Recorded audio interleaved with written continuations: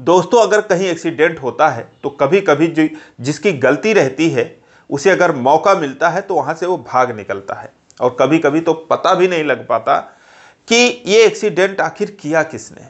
लेकिन घर जाने के बाद उसके मन में एक ख्याल तो जरूर आता होगा कि जिसको उसने चोट पहुंचाई है और भागकर चला आया है, ना जाने उसके साथ क्या हो रहा होगा, पता नहीं वो जिंदा भी होगा या उसकी वजह से उसकी जान चली गई होगी।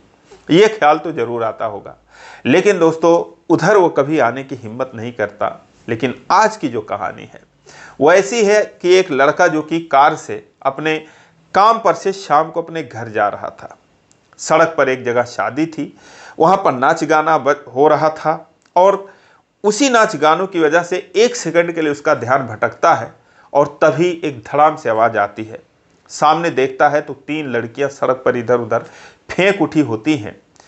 अब जब वो देखता है कि उसकी कार से ये टक्कर हो गई, ये क्या हो गया, कार अपनी स्लो करता है, लेकिन फिर सोचता है कि इतनी सारी भीड़ है और वो उसे नुकसान पहुंचा सकती है, उसे मार भी सकती है, उसके गाड़ी को नुकसान पहुंचा सकती है।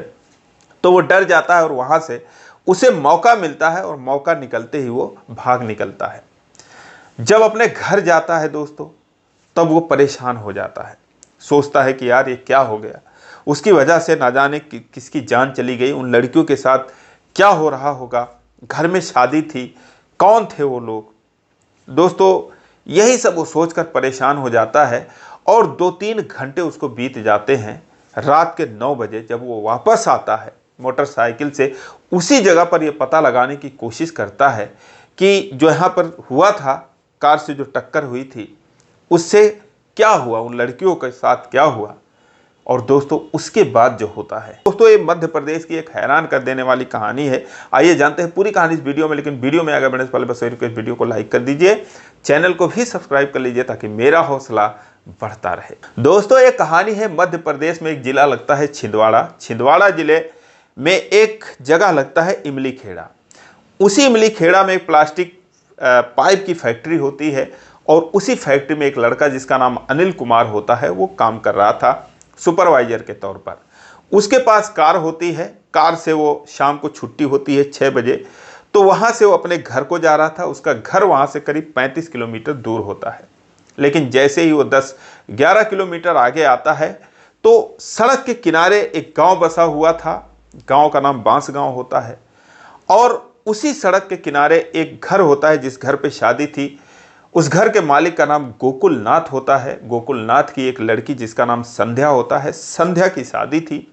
संध्या की एक बहन और थी जिसका नाम सरिता होता है, उससे 2 साल छोटी थी। एक छोटा भाई था जो करीब 14-15 साल का था। ये बात है दोस्तों 7 मई 2024 की। शादी जो थी वो 8 मई को थी। 7 मई के दिन ये जो है अनिल अपनी गाड़ी से वहां पर जा रहा था। लेकिन जब वो उस घर के किनारे पहुंचता है तो वहां पर कुछ औरतें, कुछ लोग बाहर ही डांस कर रहे थे और इसका ध्यान वहां पर भंग होता है। 1 सेकंड के लिए उधर देखता है और तभी उसके गाड़ी से जोरदार टक्कर होती है। सामने से 3 लड़कियां आ रही थीं और वो तीनों दोस्तों, इसे ये भी नहीं पता चलता कि वो कब उसके गाड़ी के नीचे आ गई और ये तीनों इधर उधर फेंक उठती हैं। और उसके बाद ये देखता है कि ये क्या हो गया, फिर भीड़ के तरफ देखता है, सारे लोग इधर देखते हैं और दोस्तों बस 2 ही 3 सेकंड में ये गाड़ी स्लो भी करता है और उसके बाद थोड़ा सा बैक करके और फिर बहुत तेजी से वो निकल लेता है। उसकी जो कार थी वैगनआर कार थी। जब वो निकल लेता है वहां से और फुल स्पीड में, वहां से भी उसका घर करीब 25 किलोमीटर आगे था, अपने घर जाकर वो पहुंच जाता है। लेकिन जाते अपनी गाड़ी को घर के अंदर खड़ी कर देता है। उसकी माँ कहती है क्या बात है, गाड़ी को अंदर क्यों खड़ी कर रहे हो। वो कहता है 2-3 दिन काम पर नहीं जाना है तो फिर बाहर खड़ी रहेगी, कल से इस पर धूप लगेगी तो क्या फायदा। और दोस्तों उसे इस बात का डर था कि कोई नंबर जो है ना नोट कर लिया हो या कोई इसका पीछा ना कर रहा हो, इस वजह से वो गाड़ी को अंदर खड़ी कर देता है और उसके बाद वो घबराया हुआ रहता है। उसकी माँ पूछती है क्या बात है, कहता है कुछ नहीं माँ। उसके बाद जो है वो बस ईश्वर से ही प्रार्थना करता है कि हे भगवान आज वो किसी तरीके से बस उसको बचा लें, क्योंकि वहां से तो बच के चला आया था। लेकिन अब ये सोचता है, फिर सोचता है कि यार जो गाड़ी के चपेट में आ गई थी उनका क्या हुआ होगा। अब दोस्तों अनिल कुमार जो है वो उधेड़ बुन में लगा रहा। उससे रहा नहीं जाता, तो उसके पास एक बुलेट बाइक थी, अपनी बाइक निकालता है और उसके बाद हेलमेट लगाता है और फिर उस जगह पर आता है जहाँ पर वह एक्सीडेंट हुआ था। वहाँ पर देखता है कि उस घर पर, गोकुलनाथ के घर पर मातम पसरा हुआ है, लोगों के रोने की आवाज़ें आ रही हैं और लोग उस घर पर जा रहे हैं, वहाँ से आ रहे हैं। तभी ये वहाँ पर किसी से पूछता है कि भाई क्या हुआ, क्या बात है, वहाँ पर इतनी भीड़ क्यों लगी है। तो वो कहता है कि भाई क्या बताएं, कोई अंधा आदमी जो है वो कार चला रहा था और जिस लड़की की शादी थी, इसी घर में कल उसकी शादी थी, और उसे जो है वो उड़ा कर चला गया, उसके साथ 2 और लड़कियों को ठोक कर चला गया। वो कहता है क्या बात कर रहे हो भाई साहब, जिसकी शादी थी उसी के साथ ऐसा हो गया। तो वो कहता है कि हाँ भाई साहब ऐसा हो गया। अब दोस्तों ये सुनने के बाद जो अनिल था वो कहता है कि भाई साहब क्या जो कार वाला था उसे कोई पकड़ नहीं पाया, क्या उसका कोई नंबर वगैरह नहीं नोट कर पाया। तो वो व्यक्ति कहता है यही तो बात हो गई, अगर उसे पकड़ पाते तो उसका वो हाल करते कि कभी वो कार चलाने लायक रहता ही नहीं, उसको छोड़ते नहीं, इतने सारे लोग थे। ये सुनते ही दोस्तों वो अंदर से सहम जाता है, सोचता है यार अगर मैं रुका होता तो मेरे साथ कुछ बहुत ही बुरा हो गया होता। लेकिन फिर वो कहता है भाई साहब फिर क्या हुआ, जिनका एक्सीडेंट हुआ था उस लड़की का क्या हुआ, सही सलामत है, क्या हो गया। तो बोला हुआ क्या है, उसको डिस्ट्रिक्ट हॉस्पिटल लेकर गए हैं, वहाँ से भी पता चल रहा है कि हालत जो है बहुत गंभीर है और वहाँ से वो रेफ़र कर रहे हैं कहीं दूर के लिए। ये कहता भाई साहब क्या बात कर रहे हो। तो वो कहते हैं हाँ भाई साहब यही बात है, लेकिन आप कौन हो, कहाँ जा रहे हो। कहता मुझे बस आगे जाना है, मैंने यहाँ पर ऐसे देखा भीड़ भाड़ तो रुक गया, मुझे लगा कि कुछ हो गया होगा। तो कहता है भाई साहब ऐसी ऐसी बात हो गई, बताओ कैसे कैसे लोग हैं, 2-4 गालियाँ भी वो देता है उसी के मुंह पर। और फिर दोस्तों ये अपने घर वापस चला जाता है।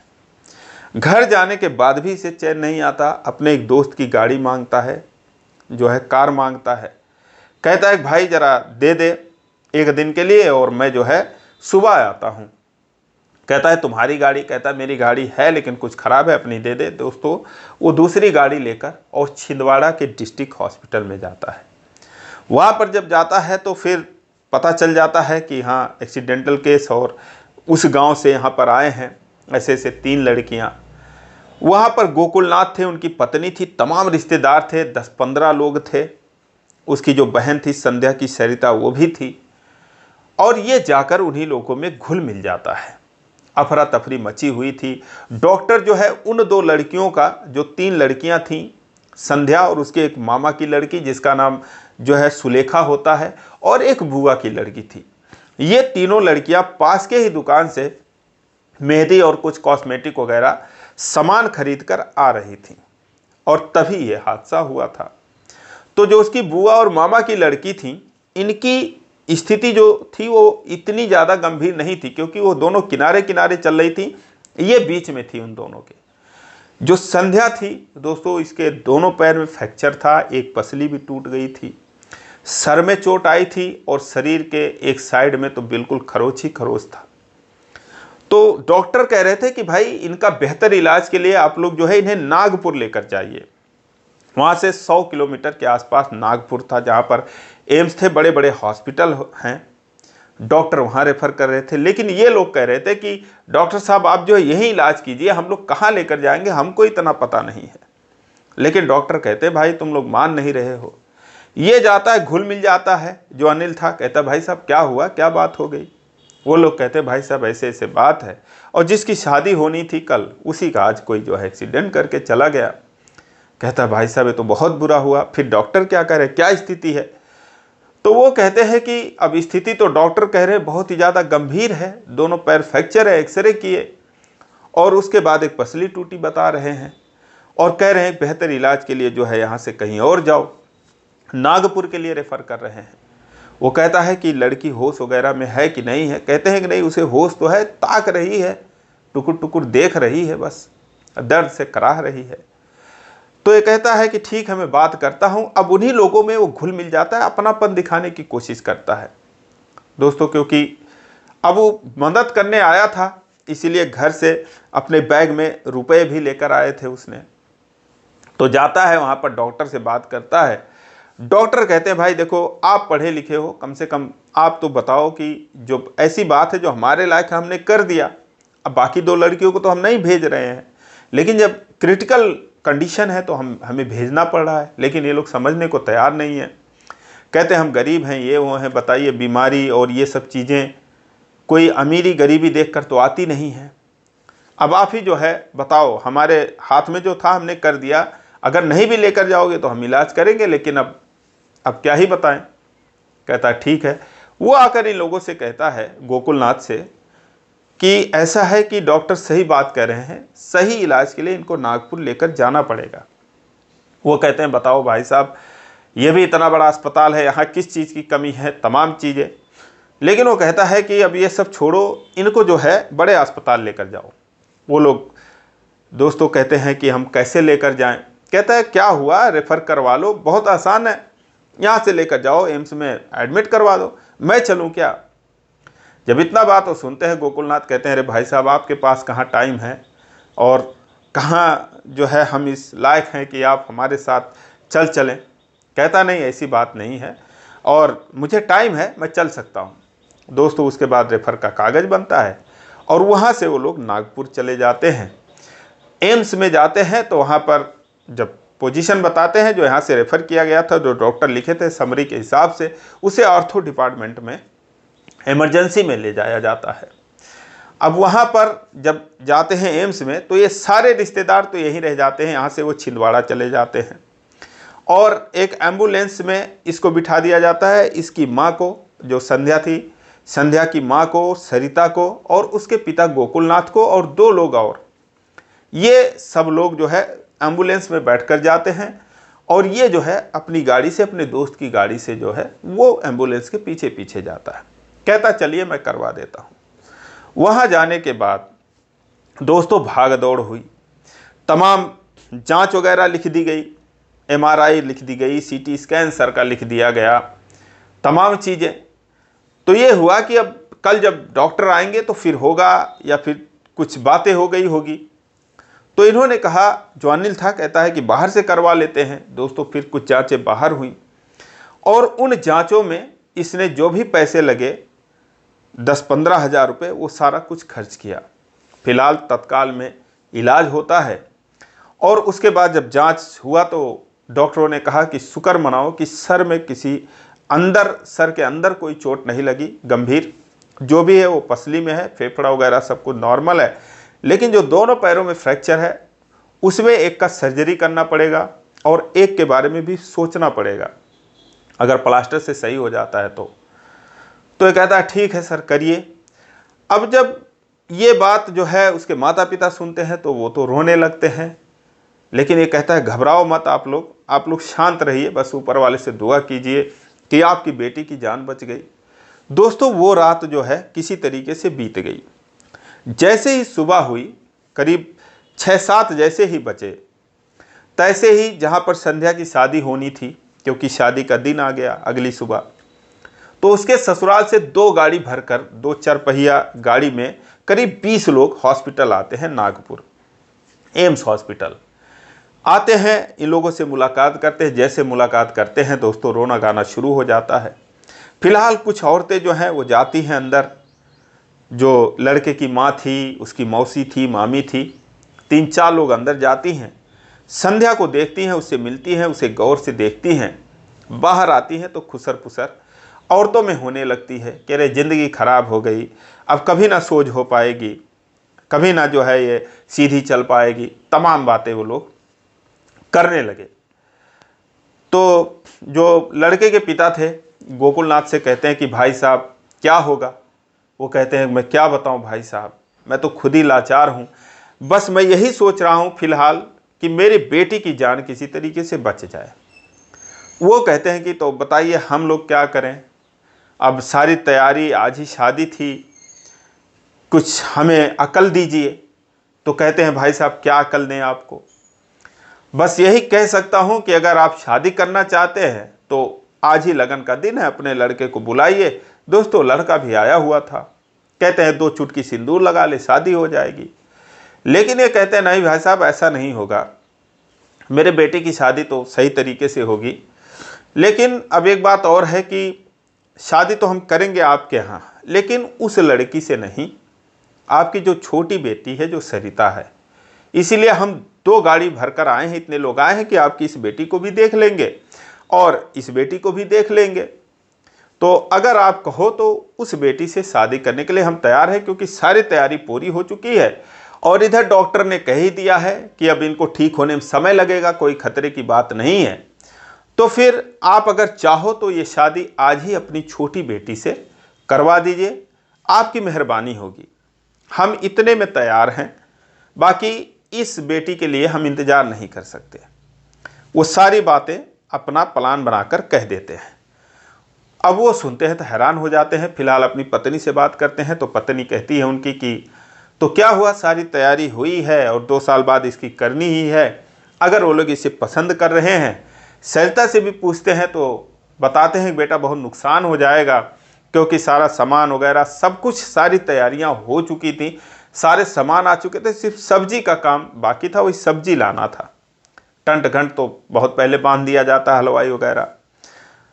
तो सरिता अब कोई जवाब नहीं देती, कहती जैसा आप लोग ठीक समझें, लेकिन दीदी ठीक हो जाएंगी ना। वो कहते हाँ दीदी तेरी ठीक हो जाएगी। और दोस्तों फिर ये हुआ कि हाँ ये शादी होगी। शादी की बात सुनते ही दोस्तों फिर सारे लोग खुश हो जाते हैं। गांव में खबर जाती है, गांव वालों से भी पूछते हैं, रिश्तेदारों से पूछते हैं। गोकुलनाथ तो सभी गोकुलनाथ से कहते हैं भाई जब वो कह रहे हैं शादी करने के लिए तो क्या छोटी क्या बड़ी, अभी कौन सी शादी हो गई थी, तो कर दीजिए, कोई दिक्कत नहीं है, आज ही कर दीजिए। और दोस्तों फिर जो है शादी की तैयारियां शुरू हो जाती हैं। अब दोस्तों शादी के लिए वहां से सबको फटाफट निकलना था। गोकुलनाथ सोचते हैं कि मैं यहाँ रहूं कि घर जाऊं। तो अनिल से बात करते हैं तो अनिल कहता है भाई साहब, अंकल जी जैसी आपकी मर्जी, जैसा आप समझो, और आप जो है जाइए वहाँ पर तैयारी कीजिए। और जो आंटी है इनके बिना भी सारा दिन वहाँ निकल सकता है, रात को इनका काम लगेगा तो मैं शाम को लेकर आ जाऊँगा, मैं हॉस्पिटल रहता हूँ, मैं देख लूँगा। अब वो उसे बहुत आशीर्वाद देते हैं, आशीष देते हैं। उन्हें क्या पता कि ये किस मकसद से यहाँ पर आया है।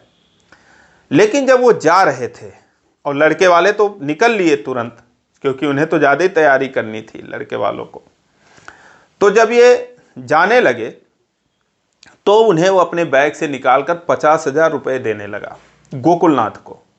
गोकुलनाथ जब पैसा देखते कहते ये क्या, तो कहता अंकल रख लीजिए, शादी में खर्चे आएंगे। अब इतना सुनते ही गोकुलनाथ कहते बेटा एक बात बताओ, जब से आप आए हो 15-20 हज़ार रुपये खर्च कर चुके हो, अभी आप इतना पैसा दे रहे हो, क्या बात है आखिर? ऐसा इतना तो कोई किसी के लिए करता नहीं है, और आप हमारे लिए भगवान बन गए हमारी बेटी के लिए कि आप यहाँ तक पहुँचा दिए उसको, वरना हम यहाँ तक नहीं लाते, पता ना जाने क्या उसके साथ होता। अब उससे वो पूछते हैं कि आखिर बेटा क्या बात है, आप क्या काम करते हो? तो दोस्तों वो कहता है कि अंकल क्योंकि ये जो एक्सीडेंट हुआ है वो मेरी ही वजह से हुआ है, कार मैं ही चला रहा था। अब जैसे इतना सुनते हैं दोस्तों, वहाँ पर वो 4-5 लोग थे, संध्या अपने बेड पर थी सरिता के साथ। ये लोग हैरान हो जाते हैं, कहते क्या बात कर रहे हो? कहता है कि हाँ अंकल मैं ही था, मुझसे बहुत बड़ी गलती हो गई, मुझे भागना नहीं चाहिए था, लेकिन अगर मैं नहीं भागता तो लोग मेरे साथ ना जाने क्या करते, इसलिए मैं डर गया, मैं भाग गया। अब जो भी आप सज़ा मुझे दो मुझे मंजूर है, लेकिन मैं वादा करता हूँ जो भी इनके इलाज में खर्चा लगेगा और वो मैं लगाने को तैयार हूँ। तो अब आप जो भी मुझे सज़ा दो मुझे मंजूर है। अब दोस्तों ये बात सुनते ही जो गोकुलनाथ थे उसका हाथ पकड़कर रोने लगते हैं, कहते बेटा तुमने तो गलती की कि न जाने कैसे तुम्हारा ध्यान किधर था, लेकिन तुम लड़ा कर चले गए। अगर मेरी बेटी की जान चली गई होती, ऐसा होना चाहिए था कि तुम्हें उसी गाड़ी में लाद कर इसको हॉस्पिटल पहुंचाना चाहिए था, लेकिन जाने के बाद जो तुम चले आए, बहुत ही महान काम तुमने किया है, बहुत ही अच्छा है। विश्वास ही नहीं हो रहा है कि कोई ऐसा कर सकता है। तो इसीलिए हमें तो तुम्हारा शुक्रगुजार होना चाहिए कि तुम चले आए यहाँ तक और आकर जो है अपना जो कर्तव्य है वो निभा रहे हो। दोस्तों वो उसके सीने से लगकर रोने लगते हैं, ये भी रोने लगता है।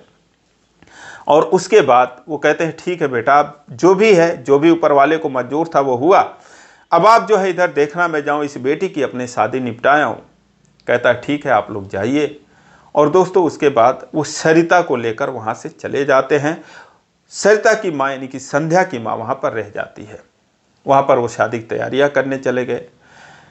जब वो लोग चले गए और इधर जो है उसकी माँ ने जाकर संध्या को बता दिया, क्योंकि संध्या भी देख रही थी कि ये कौन है, क्योंकि होशो हवास में तो थी, देख रही थी कौन है जो इस तरीके से हमारी मदद कर रहा है। अब दोस्तों वो चले गए और इधर जो है अनिल कुमार जाता है वहाँ पर बेड के बगल में संध्या लेटी हुई थी। संध्या को सब पता चल गया था।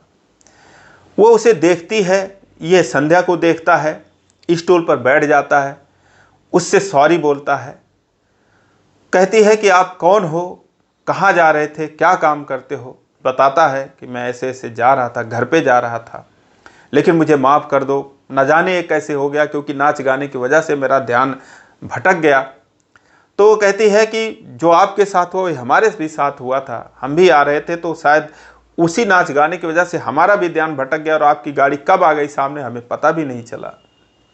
तो इसीलिए गलती तो हमारी भी है, लेकिन एक बात बताइए, अगर मेरी जान चली जाती तो क्या तब भी आप आते मुझे देखने या मेरे परिवार की मदद करने। और वो अपना हाथ बढ़ा के उसका हाथ पकड़ लेती है। वो कहता है ऐसा क्यों कह रही हो, अब ऐसा मत बोलो, और ऐसा हो ही नहीं सकता था।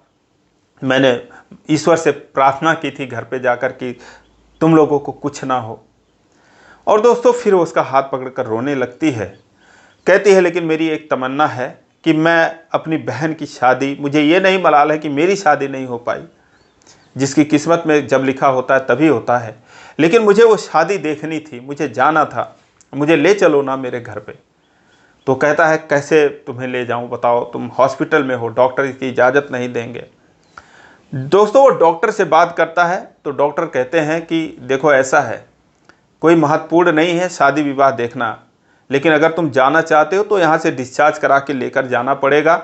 हम ये ऐसा छुट्टी नहीं देंगे कि तुम जाओ और फिर आकर यहाँ पर एडमिट हो। ये कोई सरकार प्राइवेट हॉस्पिटल नहीं है और कोई इतना ज़रूरी नहीं है। हाँ तुम छुट्टी करा कर ले जा सकते हो, उसके बाद आकर तुम कहीं भी ले जाकर एडमिट कराना। फिलहाल दोस्तों वो वहाँ पर नहीं जा पाती। कहता ठीक है मैं तुम्हें फ़ोन पर दिखा दूंगा, वहाँ जाकर मैं कॉल करूँगा, वीडियो कॉल करूँगा और तुम जो है देख लेना। दोस्तों उसके पास 2 फ़ोन थे, एक फ़ोन वो संध्या को दे देता है।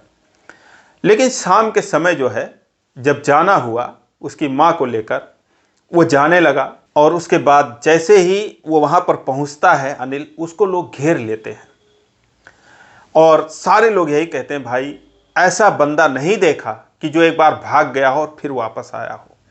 सब उसकी तारीफ भी कर रहे थे कि चलो ये तो हो ही जाता है, लेकिन इतना मदद फिर बाद में कोई नहीं करता। फिलहाल दोस्तों उसकी बहन की शादी हुई, विदाई हुई, वो चली गई। 3 महीने ये परेशान रही। एक पैर का ऑपरेशन हुआ, उसकी पसली जो है उस पर बेल्ट लगा, उसके सीने पर वो जुड़ा, सारे खरोच वगैरह ठीक हुए। 3 महीने बाद वो पैर पर अपने खड़ी होकर फिर चल पाई। लेकिन दोस्तों इस 3 महीने में जिस तरीके से उस परिवार की मदद अनिल कुमार ने की, जिस तरीके से संध्या की मदद की, दोस्तों उस वजह से संध्या ठीक हो पाई। दोस्तों जितना अनिल ने किया शायद ही उतना कोई किया होगा, लेकिन इन 3-4 महीनों में संध्या और अनिल की दोस्ती हो जाती है। संध्या जब ठीक हो जाती है तो फिर उसको वो उसी कंपनी में काम पर लगा देता है जिस कंपनी में अनिल जो है काम करता था। धीरे धीरे दोस्तों दोनों में दोस्ती हुई और फिर दोनों में प्यार हो गया, एक दूसरे के करीब हो गए और फिर इन दोनों ने शादी करने का फैसला किया। दोस्तों नवंबर 2025 में आखिरकार संध्या और अनिल कुमार की शादी होती है। आज ये दोनों बहुत खुश हैं, बहुत ही अच्छे तरीके से रह रहे हैं। तो दोस्तों ये रही अनिल और संध्या की कहानी। आपको कैसी लगी कमेंट में ज़रूर बताएं। इसी प्रकार की कहानी के लिए इस चैनल को सब्सक्राइब करें। वीडियो को लाइक नहीं किया अभी तक तो लाइक कर दीजिए। फिर मिलेंगे अगले वीडियो में, तब तक के लिए जय हिंद।